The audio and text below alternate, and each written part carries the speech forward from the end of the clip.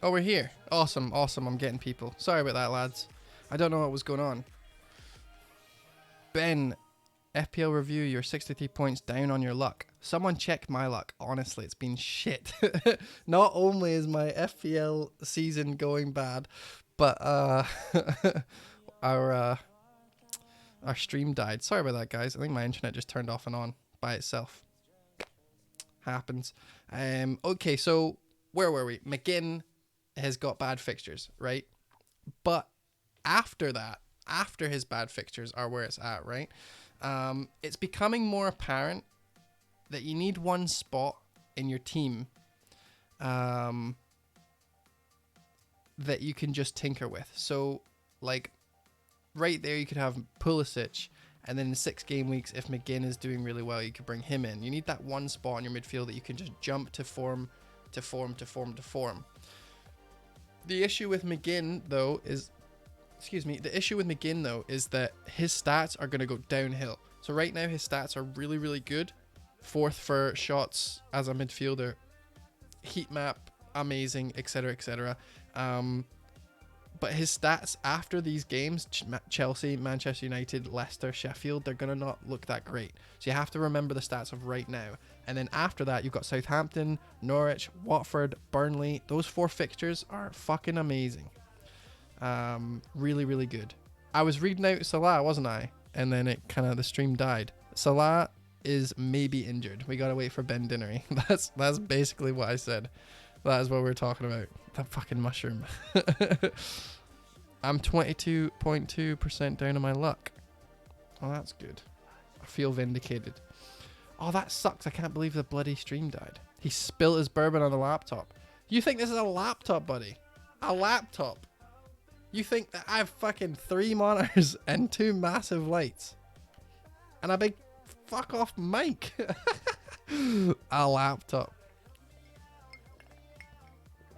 This is a gaming dungeon in here. So waiting until Klopp's press conferences before doing your transfers. Yeah, that's pretty much it. You gotta wait, my man. We don't know if Salah's gonna play. So yeah, let's move on. McGinn, good fixtures, then yes. Bad fixtures right now, so no. Because you don't want to be playing him all the time. Moving on. Liverpool. Liverpool have... What happened? Sorry, buddy. Liam, my stream internet died. So therefore, we were off. But we're back on, so that's good. Spilled juice over his keyboard. That's the one, Daft Swelling. Thank you very much. Thank you guys for sticking around. The internet just died. Fucking hate when that happens. So yeah, next question, right? What do we do? There's a bloody mushroom again. What do we do with Liverpool's blanks? So Liverpool blank in game week 18. What do we do? There are a few options, so we'll just shout them out right now. I'm gonna just get this one over with. You do use a chip. Use your free hit chip, and you just take everyone out. You have the best game week players there is, and you maximize on the point potential of your team for 1 week, and then you get all your Liverpool players and everyone back game week 19. That's a fucking dumb idea. It's a dumb idea, and you are totally going to regret it, because those 40 points or whatever that you get more than everyone else, which potentially might not even happen because it's just 3 players that everyone's going to be missing out on. But if they've at most 6, if they don't have, or if they have 3 West Ham players and 3 Liverpool players, you are going to be taking a hit, or sorry, you're going to be using your free hit for 11 players when you're only missing out on 3, because no one has 3 West Ham players. Everyone probably will have 3 Liverpool players come game week 18. So what do? If you use your free hit now, that means that anyone using their free hit in the double game week is going to have all of the players, and you're going to be missing a bunch more than just your Liverpool. You're going to be missing Liverpool. You're going to be missing potentially Man City, fucking Chelsea, whoever. You're going to be missing all those players. So it's just a bad idea, and I don't think you should do it. And I've seen people saying, oh, I might as well do it, blah, blah, blah. Go for it. But, like, on this stream, nothing but truths. It's a much better decision to just wait, because you have, first of all, our benches this year have been fantastic. Like Rico, Lundstrom, Soy, Tamori, Kelly if he gets his shit together. They're all amazing, and your bench is fantastic, and we don't really need to deal with it. Chelsea assets are cheap as fuck. Manchester United assets are cheap as fuck.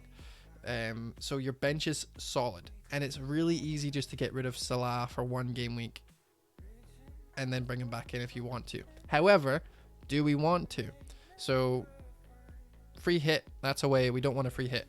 Next on the list of the options is you leave it alone. So you bring in whoever you're planning to for the good fixtures. And let's check the good fixtures actually. For these guys, of course. Let me show you the fixtures right now. So the fixtures. Why is that so fucking small? So this is Liverpool right now. So Crystal Palace, Brighton, Everton, Bournemouth, Watford, and then game week 18 blank. So we take the game week 18 blank out of the way, and we see Liverpool. They're pretty high up, right? They're 5th best fixtures. And then, so we bring in Robertson, Trent, and Mane, or we bring in Salah, Mane, and then a defender, whoever you want, and we go and we just all guns out blazing. We get our dicks out, we get our balls out, we just fuck this fixture up so hard. Fine, go for it. The problem with that is that when you get to game week 18, you have to use everyone on your bench. So if you're like me and you have this guy on your bench, like I'm only playing 10 players, so it's really inflexible. Is that a word? Unflexible? It's not very flexible, that strategy. But if you have a really good bench, I think it's viable, because everyone's going to have at least 2 Liverpool players that aren't playing. It's going to be a lower scoring game week, especially since if we look at the actual fixtures that are coming up for game week 18, Everton and Arsenal, that's not the greatest, so there you go. Manchester City play Leicester, and Chelsea play Spurs. So those are actually difficult fixtures for most of our assets right there. We might have a few Wolves players, so Jimenez might be a viable captain option then. Sheffield United playing Brighton, it's not the hardest. Bournemouth, if you've got Wilson in for whatever reason. So that week in particular is a difficult week for everyone. So the fact that you might need to bench a few of your Liverpool assets and you might only have 9 or 10 players playing that week is not going to be a bad thing. It's not the end of the world. It's one bad game week that we know of. The option of leaving it is fine. You can totally do that. The third option is to tinker. So that would be to bring in whoever you want right now, and then when you get near it, kind of take it out. So it means that if we look at the fixtures again, you wait till the Watford game, and I'm off to work, so the chat will still listen. I have Abba as captain this week. It'll make or break my season. Abba as captain this week. I think that's a good captaincy. Southampton are fucking shite. I think it's great. That's why you need Nakamba. Let me see. Sorry, I missed the chat for a little bit. I'm wildcarding game week 19 to 20 and building a team for 18-19. Yeah, no, that absolutely makes sense. You could, if you've still got your wildcard, obviously, fucking use that game week 19. That's a great idea. So you can totally do that. That's fine. But I'm trying to think of like the chips that most people have, right? I wonder who still has Callum Wilson. Yeah, Liam, you still have Callum Wilson, and I think he's not the worst. But yeah. Thanks, Colin, for listening. I appreciate that, buddy. Would you play Dan James or Tammy this game week? Who are Manchester United playing again? Who are Manchester United playing? I don't have any Man United players, so I'm not familiar. Sheffield United. I'd play Tammy. No Laporte. Rotating wingers or fullbacks. You don't know who's going to be playing. City will win. Supposedly, City will win.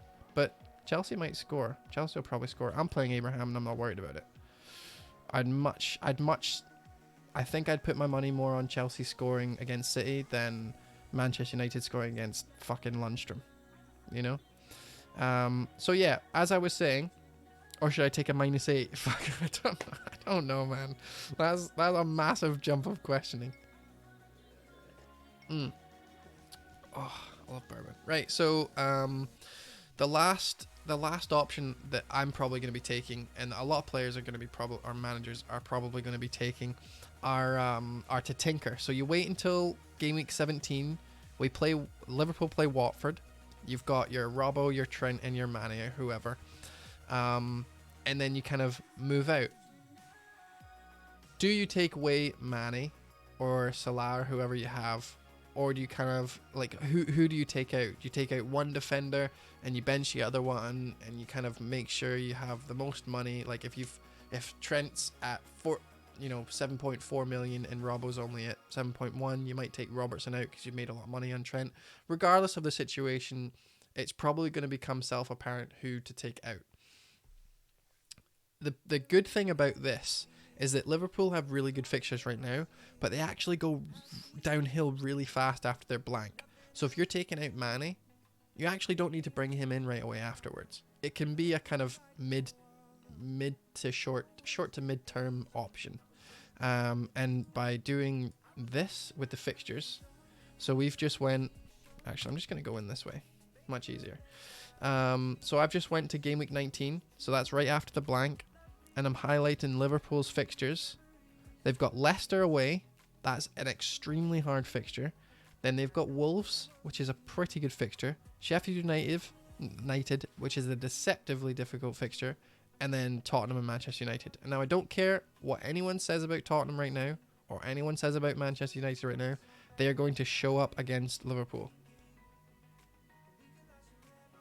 Those aren't the greatest fixtures. If you got rid of Mane or Salah for those and brought Sterling back in, for example, or maybe Son or whoever, I think those are really solid options. So you could totally keep your defenders, your Leicester defender, get rid of Trent or not Trent. Say you've got Trent, Robbo, Mane. You could totally get rid of Mane and Robertson and keep Trent, keep him on the bench for his blank, play him in these games.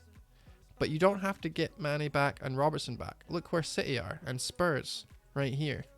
They have really good fixtures. Spurs have Brighton, Norwich, Southampton afterwards. That's prime Son. You could bring Mane out to get Son in. Man City have Wolves, Sheffield United, Everton, Aston Villa, and Crystal Palace. Those are really good fixtures. Spurs, the only reason Spurs aren't at the very top is because they're playing Liverpool game week 22. But they've got Watford after that. Let's go further for Spurs. There you go, Norwich after that. And I think there's one more good fixture. No, it's not. It's Man City.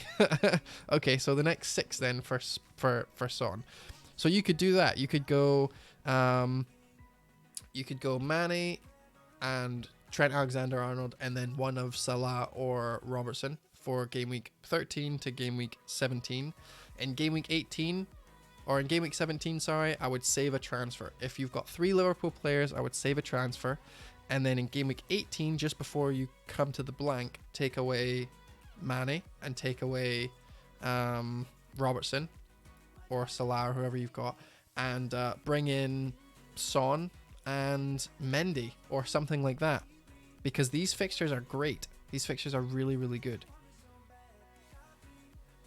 That's silly. Why would you take people out for people who are going to the league? They can score against anyone.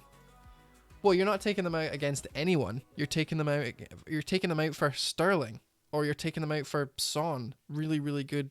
Like, you're saying that why would you take Mane out? But right now, we've just taken out Sterling. You know, a lot of managers are taking out Sterling, who can score against anyone. City can score against anyone.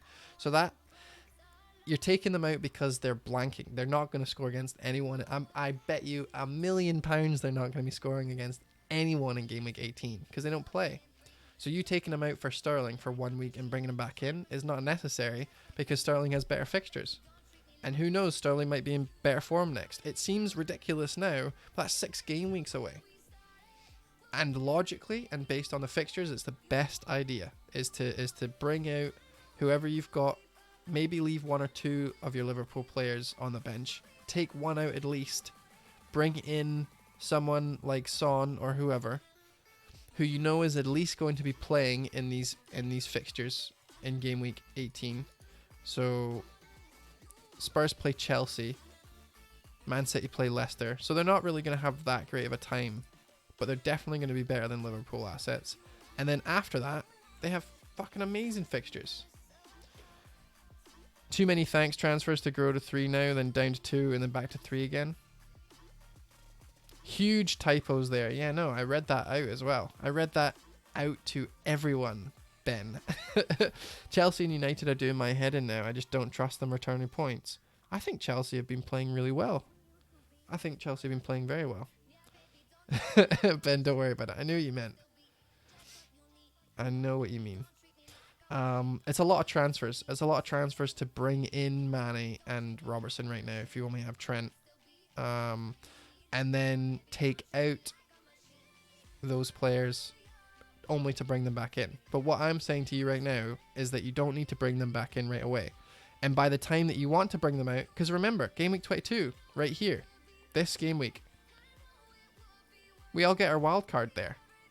Wouldn't that be perfect? Son in and Mendy in, or Sterling in and someone in, whoever the fuck, for 3 game weeks, these 3 game weeks, and then game week 22, you've got your wild card if you really want to bring in all your Liverpool players. You probably don't. You might want to save your wild card, but my point still stands. Like you've if anyone who still has their wild card at game week 21 has to use it, right? They have to use that by that time. So you could totally bring them in afterwards. It's not going to be an issue. If not, and you want to use your wild card right away, you've got the opportunity there. And if not, if you don't want to use that at all, then Liverpool still don't have that great of fixtures after that, right? After those 3 really good fixtures for City and Spurs, Liverpool have Tottenham, Manchester United, and Wolves. Let's go even further. Let's find out when you need Liverpool back. There you go. Game week 25. Game week 24, game week 25 is when you absolutely should be bringing your Liverpool players back. But that's like 7 game weeks. You don't need them back right away. So I think the best option, for me, the best option would be to bring in whoever the fuck you want right now. And then when it comes to it, kind of chopping them away for the next 6 game weeks after the blank. And then bring them back in game week 25. Do the old switcheroo. There's nothing wrong with that. We're doing it right now with Sterling. We're doing it right now with Kevin De Bruyne. We're doing it right now with City defenders, if you've got any left. So yeah, I'm probably going to be doing that. I think that's probably the best option. And I reckon that when it gets to it and everyone starts talking about it, this is going to be mentioned. I'm sure it's already been mentioned. And there's no point in losing sleep over it. It's kind of an easy thing. If Liverpool had really, really good fixtures afterwards, it would be a much bigger threat because you'd want to kind of jump in, jump out, and jump back in again. But Leicester, Wolves, Sheffield United, Tottenham, Manchester United, those aren't fucking good fixtures. And City do have good fixtures. Easy peasy. All right, speaking of fixtures, we're an hour and 7 minutes in. It's just hitting 10 o'clock. So, oh, hold on. Ben Krellin's saying might manage either wildcard or free hit this year. Fixtures easier to navigate. Don't have the appetite to read up on it now. Yeah. Why am I thinking of bringing in Pookie for Abraham? You really don't like Chelsea, Daffs. You really don't like Chelsea, Mr. Mushroom. All right, let's look at the fixtures for the next 4 game weeks. So we've got game week 13, 14, and 15. And then also let's add in 16 just for fun. Next 4 fixtures. Someone on Twitter asked me what my... let me find it, because it was a really good question. Colm, I think it was yourself, buddy. It was. Here's an easy one for you. 5 predictions for the next trains and 5 predictions for the next traps. You've also asked about Liverpool as assets, which I've mentioned, and then McGinn, which I've talked about. So glad to have answered all the questions that I got for this week, which was good. All right, so let's look at the predictions, okay? So in the next 4 game weeks, as you can see on the screen here, Arsenal have the best fixtures by far. Like 63 out of 100 for the next 4. those are incredible. It actually makes me want to bring in Aubameyang. The problem with Arsenal right now is that it doesn't matter what fixtures they have or how good an asset looks, they have serious issues in their camp. I mean, Emery's a laughingstock with his own players. They're fucking saying good evening to him. You know what I mean? Like, how do you come back from that when people are just making fun of the manager, like, to his face? I don't know if they thinks that it's about love, but like, yeah, no. Xhaka doing his whole gladiator thing, fucking Arsenal having their forwards rotating and all that bullshit that Emery plays all the time. Tierney doesn't get a game every week, which is mental. It's probably biased. So yeah, all these things add up to me not wanting an Arsenal player. Definitely not. But these fixtures are really good. Next up, we've got Southampton, which is probably the reason why a lot of people want Ings in. Ings is probably my first player that I would pick for that question of your 5 predictions for the next trains and 5 predictions for the next traps. I think not only is Ings going to be a train that comes in, because after Arsenal, like, they have good fixtures. Watford, Norwich, Newcastle, those are decent fixtures. And you know that everyone's going to be saying, like, oh, I reckon Ings is going to be my pocket pick for the next week, blah, blah, blah, blah, blah. The problem with Ings is that he's a forward, so he takes a spot there. Second thing is that he is so injury prone. Ings is extremely injury prone, which means that in fixtures where he's going to be playing 90 minutes, he's more likely to get injured. And if he's not being injured, then it means that he's exactly that. Ben says bit of an injury rest risk ahead of busy period. He'll probably get rested.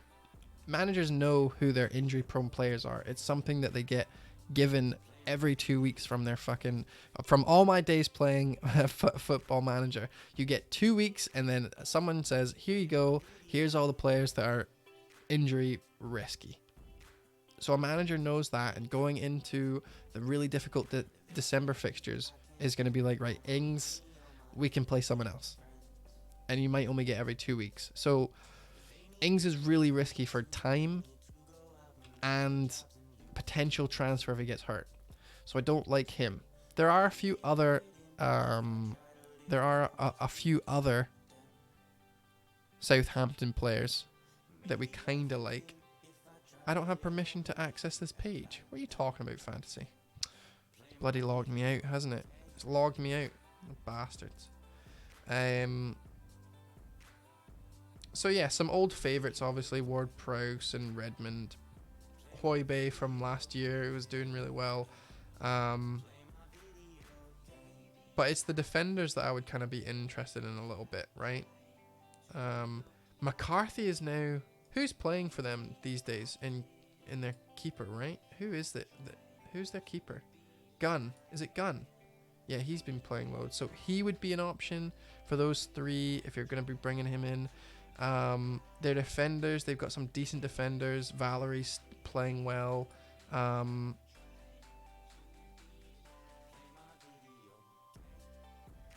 just looking at all their guys now. Hold on, I'll bring it over. Like, there are quite a few players. They're obviously very, very, very like extremely cheap, and that's fine.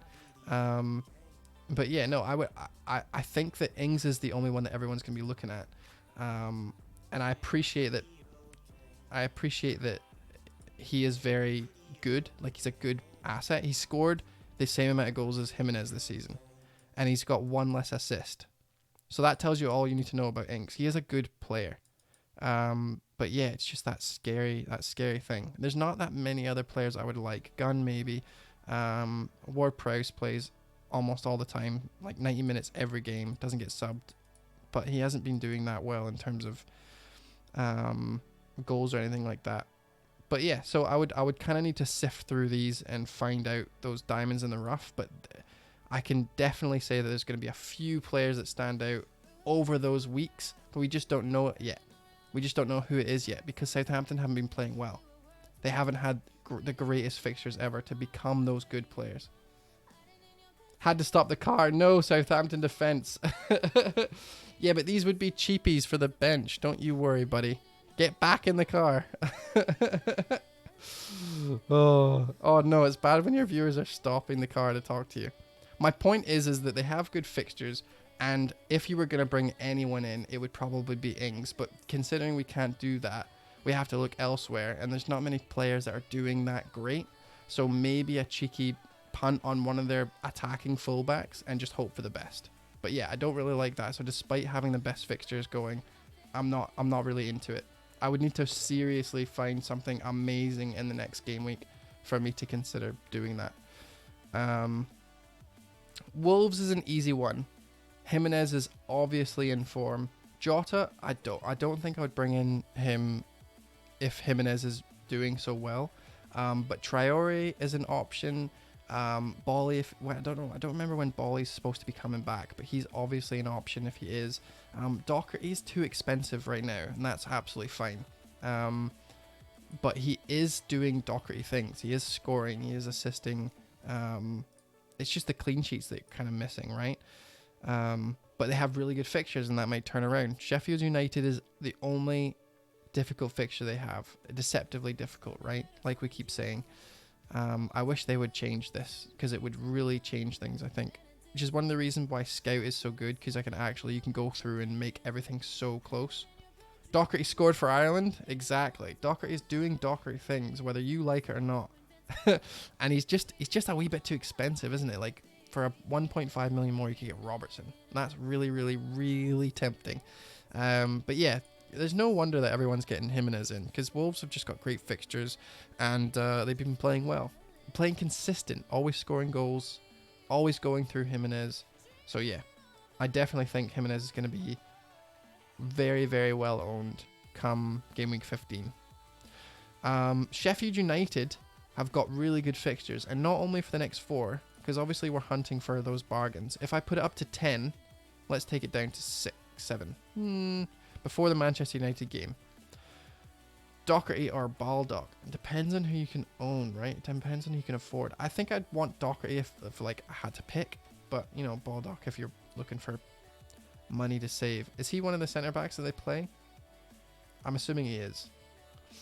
So yeah, if you look at Sheffield United, yes, they play Manchester United game week 13, but see after that, game week 14 maybe also a bit of a difficulty, but then they've got Newcastle, Norwich, Aston Villa, Brighton, Watford.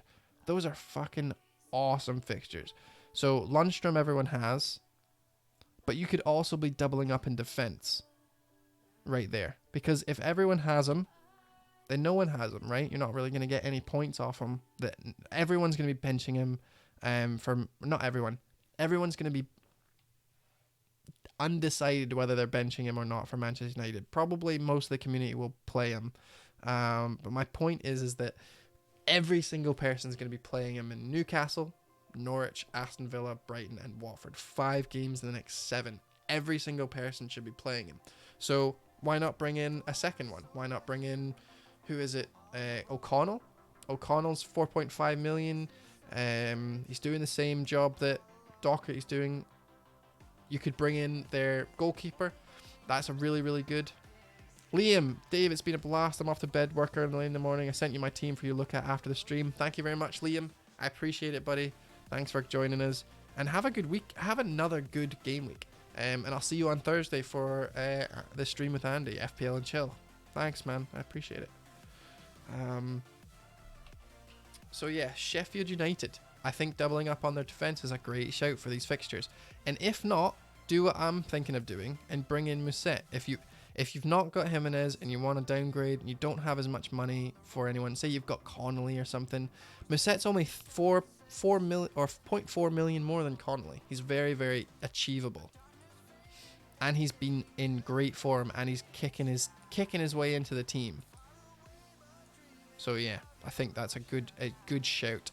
Another player you noticed that I was looking at was Ayew, and it was simply because of this, right? Other than Liverpool, if we take Liverpool out of that equation, which is the reason why I really like looking at fixture trackers, Crystal Palace jump up to first place. So the likes of IU or Van Aanholt, if you've got money for him. If you don't want to do the whole Liverpool hokey cokey and you want to just keep two maybe, then instead of getting Robertson, if you've got Trent, or instead of getting Trent, if you've got Robertson, maybe consider bringing Van Aanholt in. Their most attacking fullback. His name speaks for itself based on all of his experience and all of his years in FPL, just FPL goldmine.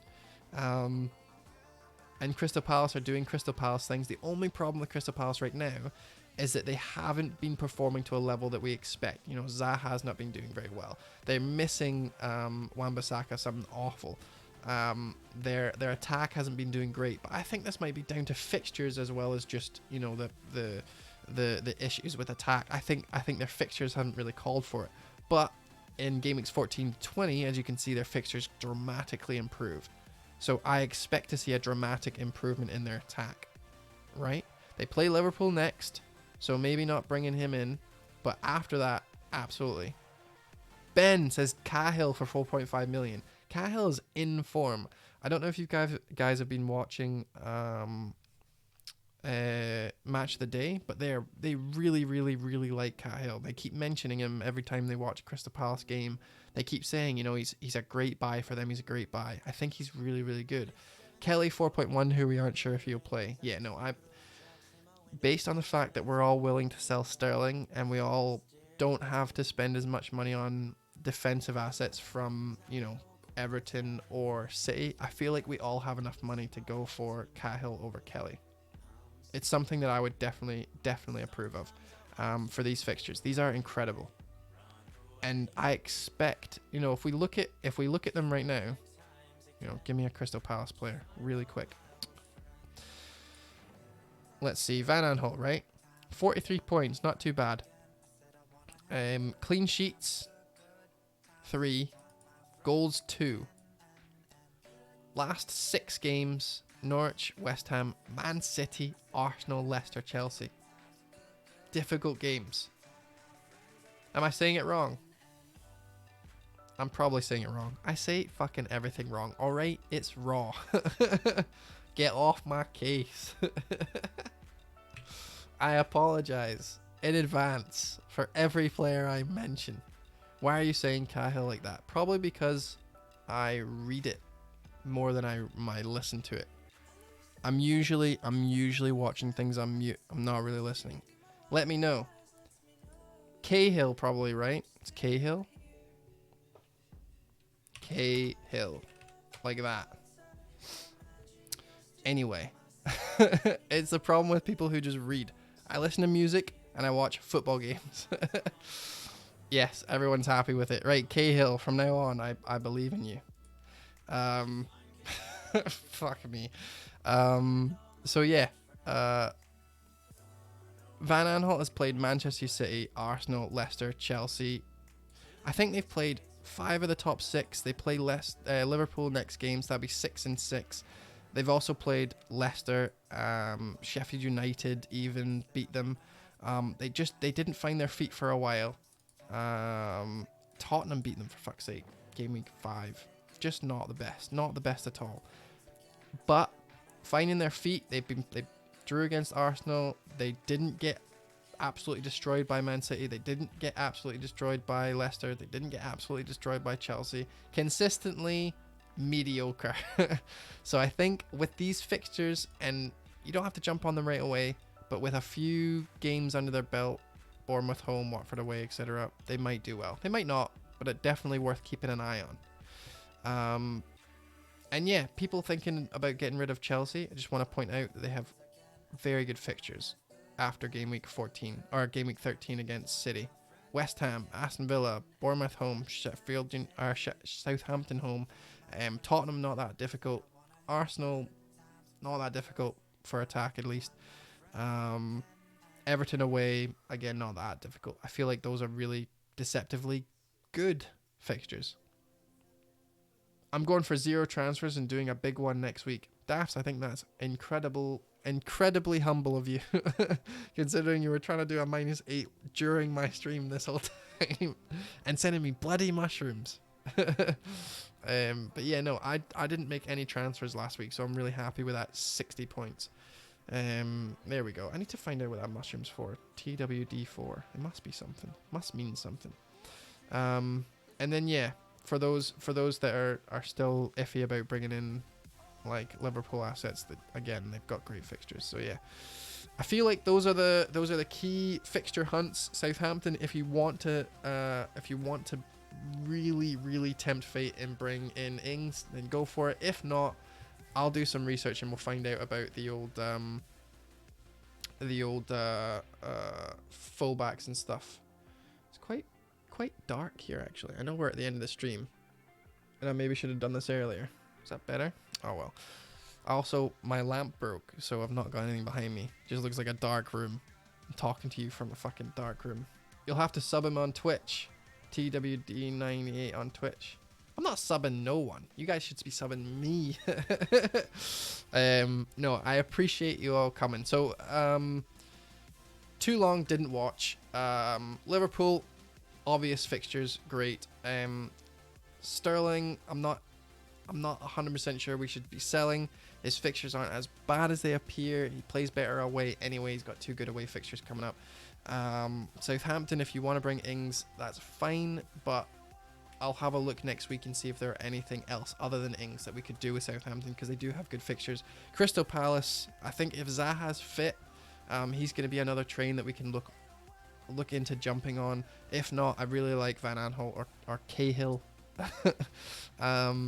And yeah, Sheffield United doubling up on their defense or bringing in another attacking asset like Musset, I think is a good idea. And I wouldn't get rid of our Chelsea players. So yeah, that's the end of the stream. No rate my teams this week, but I'll be looking at them on Twitter. So if you want to send me them all over, I'm more than happy at doing that on my lunch break and all that good stuff. I just really like doing it. It's something that I enjoy. So if you're watching this and you're thinking, oh, I wouldn't mind getting my team rated, just fucking send it on over and I'll totally do that. On Thursday, 10 o'clock, we've got Andy from Let's Talk FPL on the stream. I want you all here. I want you all saying hello. I want to give him a warm welcome. He has been on the stream before. So yeah, please, he's not been on the stream, he's been watching the stream. So it'd be quite nice to have him here. And just chatting and having a drink and having a laugh. It's gonna be good. So thank you guys very much for joining me, and I'll see you guys on Thursday for FPL and Chill.